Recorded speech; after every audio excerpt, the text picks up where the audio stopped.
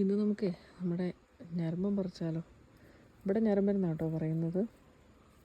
എനിക്ക് തോന്നുന്നു മിക്കവാറും സ്ഥലത്ത് പീച്ചിങ്ങ നിൽക്കുകയെന്ന് പറയുന്നു. ചിലരെങ്കിലും ഉണ്ടാവും ഞരമ്പെന്ന് പറയുന്നത്. ഇത് ഹൈബ്രിഡാണ്, ഹൈബ്രിഡ് ബേബി പീച്ചിങ്ങ നല്ല ഞരമ്പനാണ്. ഇതെല്ലാം പുഴു കയറിയത് കേട്ടോ. ഇത്തവണ പുഴു ഭയങ്കര കൂടുതലായിരുന്നു. ഒരു ചെറിയ ചട്ടിക്കകത്ത് 2 തൈ നട്ടിട്ടുള്ളൂ. ഇതിലിവിടെ ഒരെണ്ണം ഉണ്ടായി, അവിടെ ഒരെണ്ണം ഉണ്ടായി. രണ്ടും പറിക്കാനായിട്ടുണ്ട്. പറിക്കാത്തത് കൊണ്ടായിരിക്കും തൈയുടെ വളർച്ച ഇതുണ്ടോ, തല ഇങ്ങനെ മുരണ്ട് നിൽക്കുകയാണ്.